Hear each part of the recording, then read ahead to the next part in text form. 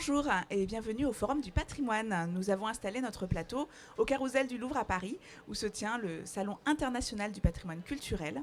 Pour la troisième année consécutive, ce Forum du patrimoine est organisé par le magazine Atrium et Atelier d'art de France, avec le soutien de la Fondation France Bois-Forêt pour notre patrimoine.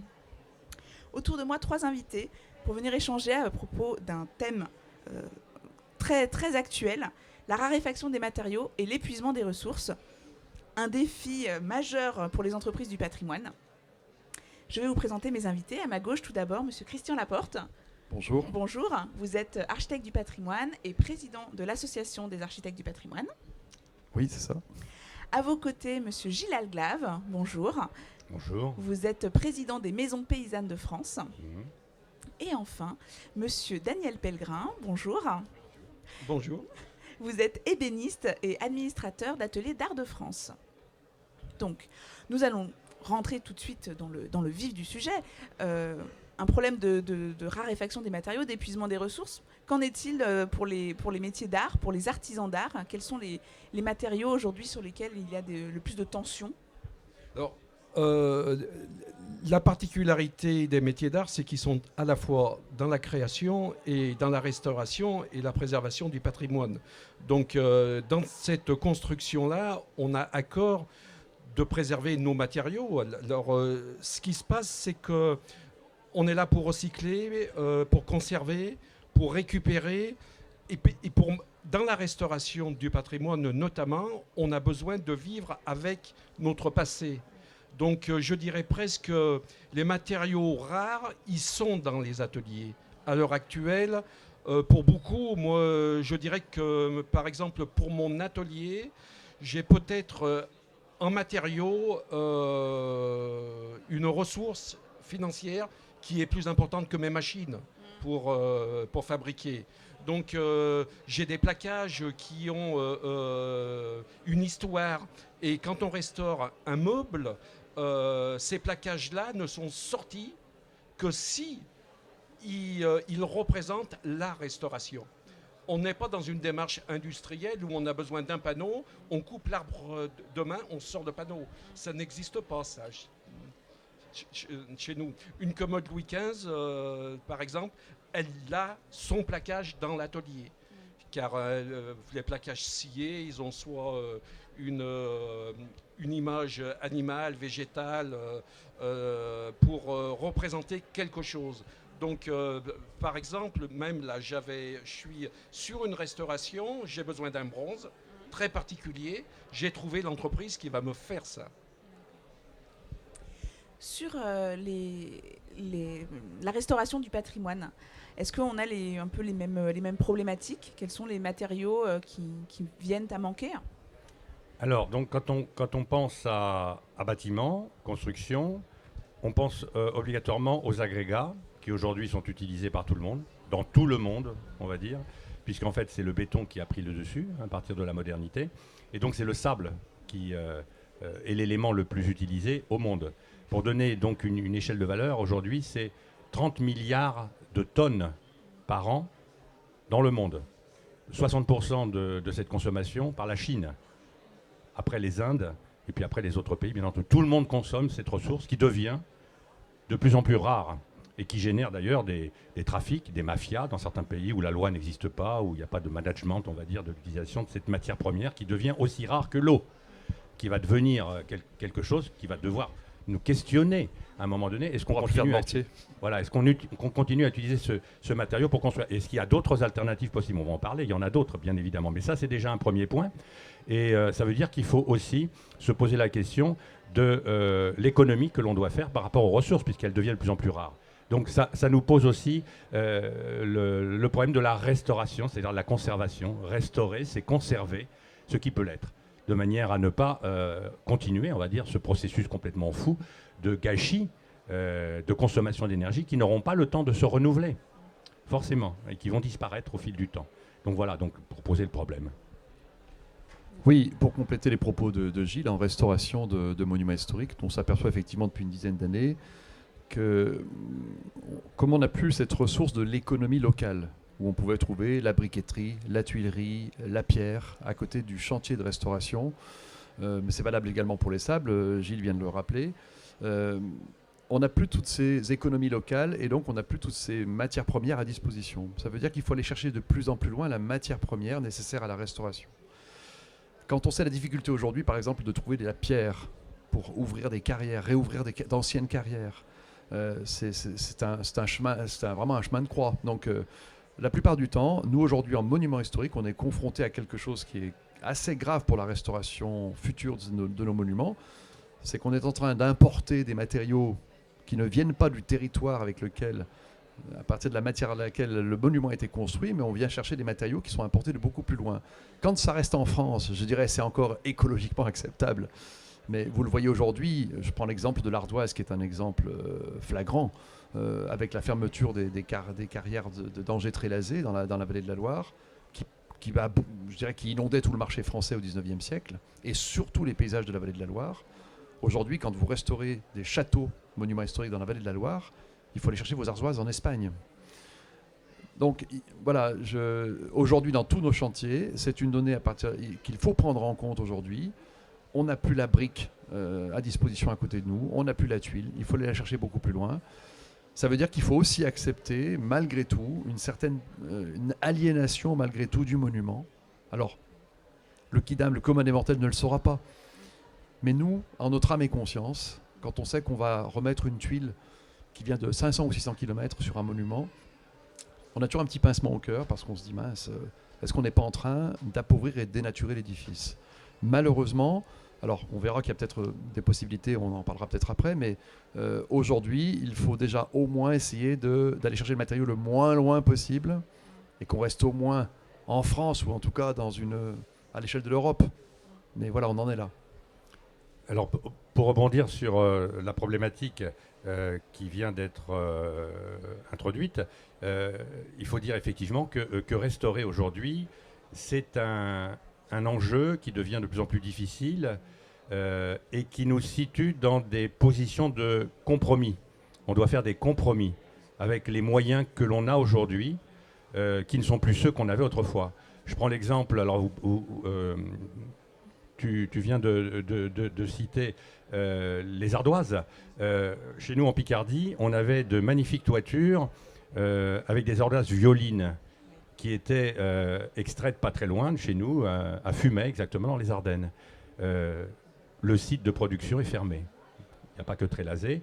Et donc si on veut, sur un bâtiment historique en particulier, être exigeant et retrouver cette texture et cette couleur, ce qui est souhaitable dans la restauration, c'est essayer de ne pas dégrader ou aliéner le bâtiment, rester le plus près de son origine, eh bien il faut aller chercher très loin les ardoises, et là on va aller chercher au Pays de Galles par exemple. Ces ardoises-là, j'ai un exemple d'une église qui a brûlé dans l'Oise, et le maire, qui est un adhérent de Maison Paysanne et quelqu'un qui avait une exigence dans la restauration de son bâtiment, il a été d'ailleurs fait avec beaucoup de soin, et peut-être il était plus beau au moment après la restauration qu'avant, parce qu'un bâtiment est altéré dans son histoire, différentes campagnes qui font que voilà, il peut s'écarter, on va dire, de son aspect originel.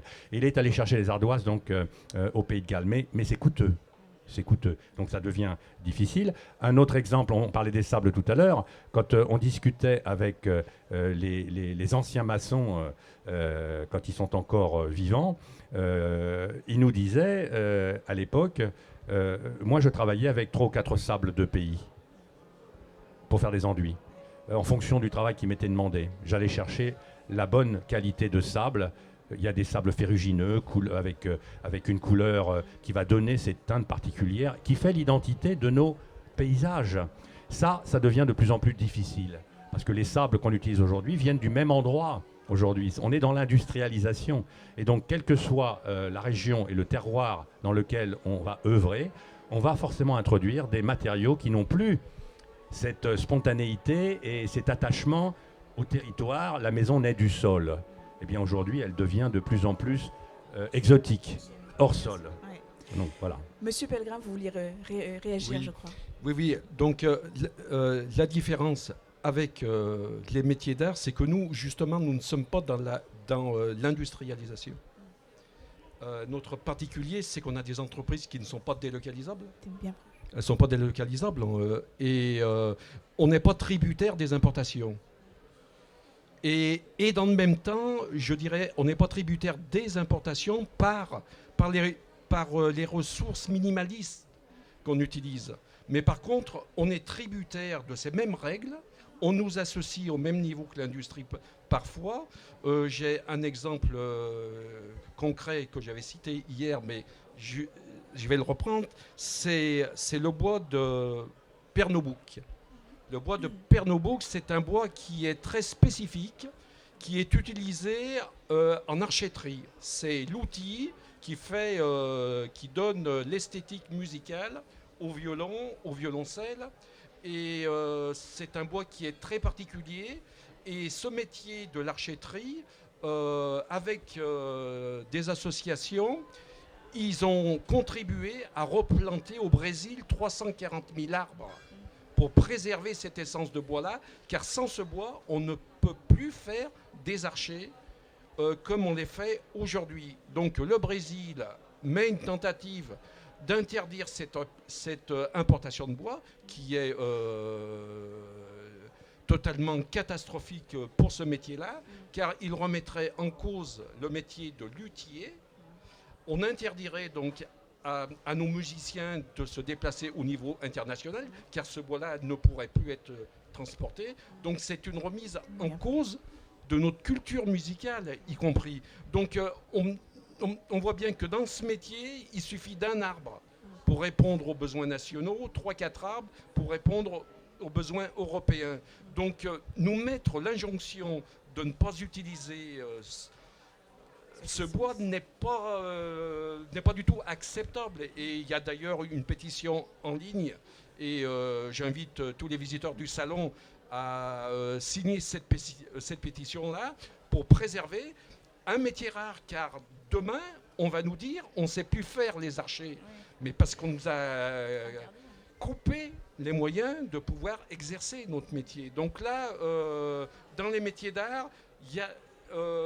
dans l'ivoire, c'est exactement pareil. On a besoin de 1 cm² pour pouvoir faire une restauration. On va nous interdire d'utiliser l'ivoire. L'objet ne pourra pas être restauré dans les règles de l'art, mais par contre, les antiquaires à côté, ils ont le droit de vendre une table en ivoire de 80 kg. Donc, il y a 2 poids, 2 mesures, et sur ces questions-là, vraiment, il faut légiférer et libérer vraiment l'esprit créatif et de non-travail dans les métiers d'art. La problématique, du coup, n'est pas du tout la même, en fait. Oui. C'est-à-dire que c'est un effet même un peu pervers du système. C'est-à-dire le fait qu'il soit mis dans le même sac que nous, si j'ose dire. C'est-à-dire que c'est pas les problèmes d'approvisionnement qui sont posés dans cette échelle très lilliputienne, ou en tout cas sur la quantité de matériaux dont on a besoin. C'est-à-dire que là, on va lui interdire d'utiliser des matériaux sous des prétextes soi-disant écologiques ou vertueux, alors que ça représente finalement une goutte d'eau dans le... C'est pareil pour le plomb. C'est pareil pour le plomb, Voilà. car pour nos vitraux, on est le pays où il y a la plus grande richesse en Europe en vitraux. Oui. On va nous interdire l'utilisation du plomb alors qu'il n'y a aucune autre matière de substitution. Donc là, il y a des questions vraiment patrimoniales à se poser, quoi.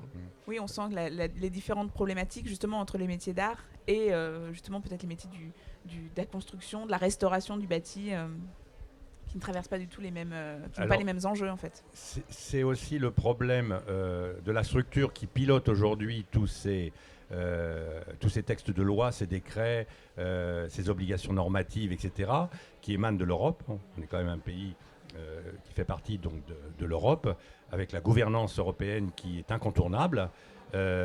Et c'est un problème, effectivement, parce que les approches de ces législateurs, des gens qui rédigent les textes, ne sont pas non plus conformes à ce qu'ils devraient être. C'est-à-dire qu'il n'y a pas de concertation avec les acteurs des métiers, les acteurs des territoires, des pays. Chaque problématique est intéressante à condition qu'on l'étudie avec intelligence.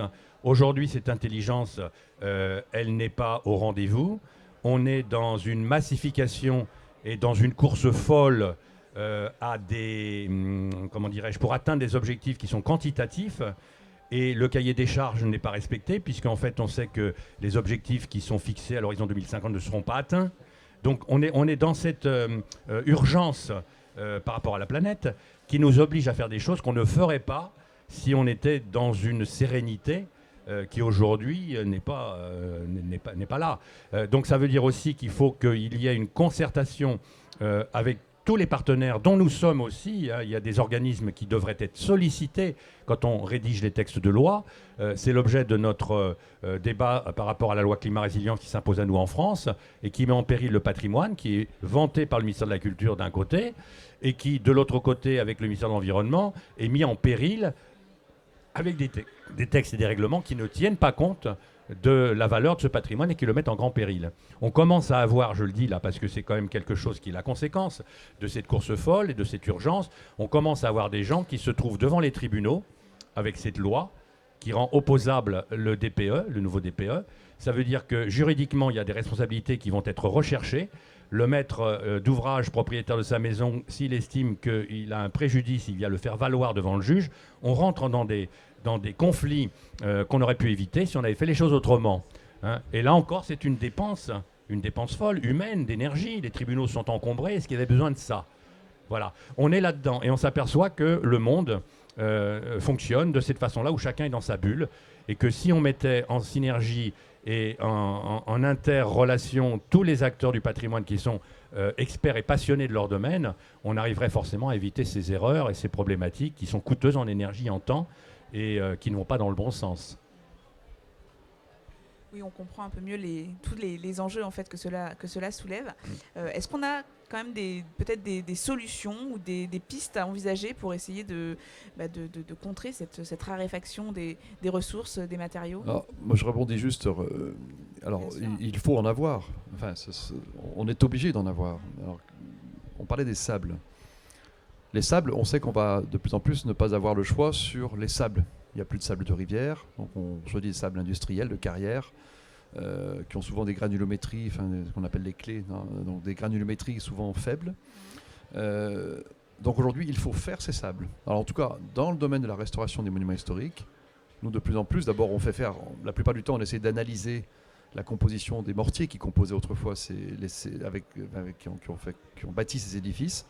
On essaie de reproduire les sables en mélangeant des fines, des petits gravillons. On va fabriquer un sable, parce que de toute façon, on ne sait plus le trouver dans la nature, puisqu'on n'y a plus accès. Donc voilà, par exemple, sur l'exemple du sable, nous, dans nos restaurations, on arrive encore à pallier cette problématique du sable en les reformulant à notre manière, en essayant de se rapprocher au plus près des sables anciens. C'est important parce que quand on fait une réintervention ponctuelle, on a plutôt envie que ça vienne s'harmoniser, que ça vienne s'intégrer facilement avec l'édifice. Après, pour parler de sujets que je connais plus particulièrement, c'est par exemple l'accès à la pierre. Moi, je crois qu'il ne faut pas hésiter aujourd'hui. Moi, je le fais sur des petites restaurations, quand on n'a pas besoin d'avoir des centaines de mètres cubes de pierre, simplement quelques mètres cubes de pierre. Moi, je fais faire des recherches autour. Réemploi, économie circulaire, on essaie de retrouver par exemple, est-ce qu'il n'y a pas du bâti en ruine qui ne va pas être réutilisé? Est-ce qu'on peut essayer de récupérer les pierres? Est-ce qu'on peut essayer de retrouver les anciens fonds de taille qui ont servi à construire certains édifices? Moi, je suis en train de le faire sur une très belle église romane en Haute-Loire. On a retrouvé tout par un géologue qui a fait des recherches. On a retrouvé tous les anciens fonds de taille qui ont composé les pierres d'une façade du XIIe siècle. Et l'idée là, c'est d'essayer de demander à chaque propriétaire de ces anciens fonds de taille de prélever 2-3 mètres cubes. Parce qu'on n'en a pas besoin de plus, en fait. Ça ne cicatrise pas le paysage, ça n'amoche pas le paysage, et au moins, on essaye de prélever au plus près. Alors, non seulement on est bien parce qu'on est au plus près, mais en plus, c'est la seule réponse possible. Comment aller chercher, aujourd'hui, faire une restauration sur une façade, on a cherché une pierre qui est à 500 km. On n'arrivera jamais à l'harmoniser. Voilà, donc, il y a quand même des pistes. Voilà, il y a des pistes, et de toute façon, on n'a pas le choix. Tant qu'on ne revient pas à cette économie locale, et moi je pense qu'elle ne reviendra pas demain, peut-être qu'il faut y réfléchir, mais on ne retrouvera pas les briqueteries d'antan, le tuilier d'antan, le chauffournier qui est à 10 km, on ne le retrouvera pas, ça. En tout cas, je n'y crois pas pour l'instant. Peut-être que ça viendra, mais en tout cas, pas dans le monumental et la restauration du patrimoine monumental. Alors, je complète par rapport à un matériau qui aujourd'hui est considéré comme un déchet, en particulier sur les travaux du Grand Paris. Je parle de la terre. Aujourd'hui, donc, les travaux d'excavation consécutifs au creusement de tunnels, enfin tout un tas de choses, de réseaux autoroutiers pour élargir toujours le côté urbain, on va dire, de notre cadre de vie, génèrent des quantités astronomiques de terre dont on ne sait que faire, qui coûtent très cher à gérer parce qu'il faut les stocker. On sait que le foncier est cher en ville, donc ça coûte très cher à stocker. À chaque fois, il faut trouver des zones de stockage de plus en plus éloignées, etc. Donc aujourd'hui, c'est une problématique coûteuse. Si on considère que la terre que l'on exauce par rapport aux travaux que l'on fait n'est pas un déchet mais une ressource, les choses peuvent changer. Et aujourd'hui, elles sont en train de changer. Il y a un certain nombre de dynamiques qui se mettent en place. Il y a le cycle terre qui est en train de valoriser cette ressource et qui en fait finalement autre chose qu'un déchet, qui en fait donc des éléments à bâtir. On peut compacter la terre comme les anciens l'ont fait, technique de l'adobe. On a aujourd'hui des machines qui permettent de le faire beaucoup plus vite et beaucoup plus rationnellement. Il faut considérer qu'aujourd'hui, le temps, c'est de l'argent sur les chantiers. Donc on a des moyens, on va dire, que les anciens n'avaient pas, qui n'étaient pas dans le, comment dirais-je, dans la problématique de la main-d'œuvre coûteuse, parce que c'était leur mode de vie. On travaillait en famille avec voilà, c'était pas un problème. Aujourd'hui, ça l'est. Donc il faut tenir compte de cette réalité. On a des capacités aujourd'hui à gérer les problématiques. La terre, aujourd'hui, c'est un matériau alternatif à beaucoup d'égards. À toutes les problématiques qui s'imposent à nous aujourd'hui. Il y a une dynamique qui est en train de se mettre en place. Le matériau est en train de sortir, on va dire, de ce côté, on va dire, méconnu et mal noté. Il y a une connotation de pauvreté avec la terre. J'ai discuté hier avec une petite africaine qui me disait, j'étais à votre conférence, ça m'intéresse particulièrement ce que vous avez dit sur la terre, parce que moi, dans mon pays, etc., on a perdu un petit peu cet attachement à la terre qui était quand même traditionnel, et on a adopté votre industrie du parpaing, qui nous coûte très cher, qui n'est pas adapté à notre climat. Là encore, on est responsable de ça. On a vendu notre ingénierie, aujourd'hui on y revient, et on continue malgré tout à vendre cette ingénierie parce que ça rapporte de l'argent. Donc on est vraiment dans le paradoxe. Il faut arrêter d'être dans cette situation-là si on veut être cohérent et crédible. L'écologie, c'est partout, dans tous les pays, et ça veut dire qu'il faut changer nos écosystèmes économiques aussi. C'est-à-dire que la consommation, c'est fini. C'est autre chose qu'il faut mettre en place. Et ça suppose effectivement qu'on revienne sur des choses qui étaient au niveau local. Alors, réouverture des carrières locales, c'est important. Ça peut être aussi un moyen, les petites carrières qui ne sont pas des altérations comme tu le notes du paysage, qui ne sont pas des cicatrices parce qu'on n'est pas dans la production à grande échelle, et on va travailler sur des petites choses. Pourquoi pas? On a réussi à le faire à une certaine époque. Avec des préfets qui étaient, on va dire, ouverts. Moi, je viens de le faire. Voilà, c'est possible. C'est dérogatoire à la loi, mais la loi, elle est quelquefois imposée par les lobbies, il faut quand même le dire. Mais il ne faut pas le dire au BRGM. Voilà, il faut quand même le dire. Il y a quand même le pouvoir des lobbies qui est très important, qui fait que les textes et les normes, c'est souvent eux qui les imposent, parce qu'ils y ont intérêt. Alors nous, aujourd'hui, on est dans l'intérêt général, y compris des lobbies. À la limite, parce que c'est des humains comme tout le monde, et à un moment donné, ils seront sur le même vaisseau, prêt au naufrage, si on ne prend pas la barre. Donc il faut prendre la barre, et aujourd'hui, il y a un projet national Terre Crue qui est en cours, qui est une labellisation du gouvernement, pour justement sortir la Terre de cet état de méconnaissance dans lequel elle se trouve, et montrer qu'elle a de multiples avantages, y compris sociologiques. C'est du travail pour tout le monde local. Il y a des terres partout différentes qui peuvent être mises en œuvre de façon très différente, comme on l'a toujours fait, le pisé, l'adobe, le torchis, etc. Et il faut y revenir. Monsieur Pellegrin, oui, je crois que vous vouliez... Oui, je pense que pour les métiers d'art, il faut faire appel à l'intelligence des professionnels, avec tous ceux qui travaillent avec nous. Car on a trop tendance à penser et à décider à notre place. Et vraiment, on n'est pas comme l'industrie. On n'est pas on ne peut pas utiliser les professionnels des métiers d'art que mettre un ajustement de l'économie traditionnelle. On voit par l'engagement des artisans d'art, il y a des ressources qui font la démonstration qu'on peut préserver notre patrimoine au quotidien et travailler sur l'économie locale. On en a des exemples qui foisonnent. On devrait s'appuyer sur cette intelligence-là.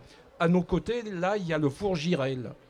C'est un four révolutionnaire. C'est une personne qui est née en 1947, qui a travaillé la céramique à 14 ans et qui a inventé un four d'économie d'énergie. Dans les années 80, il sort le premier four. Tout le monde s'en foutait. Tout le monde s'en foutait. Et maintenant qu'on parle d'économie durable, ce four ressort. Et il est en capacité de faire des économies considérables, plus besoin de gaz même. Hein. Et il est passé dans la perfection de son four, 350 kg de bois, 150 kg de bois. Donc c'est rien du tout, car on récupère des chutes dans les scieries et les céramiques peuvent travailler. Donc cette intelligence-là humaine, elle est partout, avec les historiens, les scientifiques, les architectes. L'humain peut redéfinir. Il faut qu'on arrête, je pense, véritablement de penser et de décider à notre place. Christian, vous vouliez... Non, on parlait de la terre. La terre, c'est un matériau extraordinaire. Je rejoins ce que disait Gilles. Ça a été un matériau vanté ou déploré suivant les époques. À une époque, il était même extrêmement vanté. Puis après, il a été déploré. Hein. Aujourd'hui, on redécouvre les vertus de la terre. Il faut savoir qu'en France, il y a des monuments historiques classés qui sont en terre. Hein, donc ça existe. Moi, je vais être probablement appelé à en restaurer un, peut-être dans pas très très longtemps. Mais voilà, c'est intéressant parce que c'est vraiment le matériau qui est accessible pratiquement à tous. Mais moi, je crois quand même qu'on peut arriver effectivement avec cette idée de... On parlait de défi, vous parliez de défi dans l'énoncé de cette conférence. Oui, c'est un défi parce que peut-être cette raréfaction des matériaux, qui à mon avis va se poursuivre, va nous obliger à trouver effectivement des moyens de compenser ça par effectivement réouvrir des... Alors on parlait des carrières d'ardoise, mais on pourrait parler effectivement des petites carrières d'ardoise, qui est les ardoisières de Morzine, qui peuvent produire des ardoises sur toute la région de la Haute-Savoie, plutôt que d'aller chercher de l'ardoise je ne sais pas où. Il y a plein d'exemples comme ça où on peut réouvrir des petites choses, des petites fabriques, et je pense qu'il doit y avoir une politique d'État incitative là-dessus et qui permette aussi à cette économie locale de revivre. Pourquoi ça n'existe plus? Parce qu'aujourd'hui, la plupart du temps, les gens ferment parce que c'est pas rentable. Donc il faut retrouver une échelle rentable. Peut-être il faut que l'État soit vraiment incitatif et même aide fiscalement sur la recréation de ces unités de fabrication locales qui font l'essence et la substance de notre patrimoine. On sait pas faire... c'est pas vrai qu'on sait maquiller une pierre. On sait le maquiller 1 an, 2 ans, mais on ne saura pas la maquiller très longtemps. Il faut construire, un monument historique, c'est l'ADN des monuments historiques dans leur restauration. Il faut essayer de les restaurer avec la matière avec laquelle ils ont été composés. Alors, c'est vrai que c'est important aussi de redonner à la terre ses lettres de noblesse, de la faire rentrer dans des champs où elle est absente, et le champ des monuments historiques en est un. Ça existe. Moi, j'habite une maison en terre du XVe siècle, de la fin du XVe siècle, une ancienne dépendance abbatiale qui est classée monument historique. On s'est mobilisé dans l'Oise pour qu'il y ait des bâtiments de ce type qui rentrent dans le club très fermé des monuments historiques, parce qu'elles font partie du patrimoine. Et on a réussi à faire classer une grange du 18e, qui est un ancien atelier de forgeron avec la maison de l'artisan de l'époque, un atelier de serger. On est dans un pays où la tradition de tissage était partout présente, liniculture, tissage, lin, chanvre, etc. Donc voilà, c'est des petits bâtiments, mais des patrimoines aussi rares que ceux-là méritent d'être valorisés, et c'est important. Ils sont durables à condition qu'on ne les méprise pas, qu'on les entretienne, comme ils ont toujours été entretenus. Ils ont la peau dure, parce que la plupart elles sont en très mauvais état, mais ils veulent continuer à vivre malgré ça. Et quand vous vous promenez, je suis dans une région, les gens me disent mais la terre chez nous c'est pas possible, c'est trop humide, etc. Mais je leur dis mais écoutez, regardez autour de vous. Vous avez plein d'exemples encore de bâtiments qui existent et qui sont construits avec ce sang et cette matière qu'est la terre et le bois. Et c'est simplement une question de regard. Ajustez votre regard. Et ce que je voulais dire, j'ai découvert à l'occasion d'une conférence quand on allait faire en Occitanie, justement sur la terre, une construction qui a étonné tout le monde parce qu'elle s'est révélée. Alors, je vous donne le nom du village, il faut aller le visiter et on peut y aller sur Internet. C'est Sainte-Christie d'Armagnac, dans l'Astarac, en Occitanie. Le nom du village, Sainte-Christie d'Armagnac, donc avec une motte castrale et un ensemble en terre du XIIe siècle, qui a été daté par les archéologues, donc des scientifiques, qui aujourd'hui, bien sûr, a été racheté par la commune, qui s'est rendu compte qu'elle avait une pépite, qui est l'objet de toutes les attentions. Il y a une campagne de restauration sur ce bâtiment.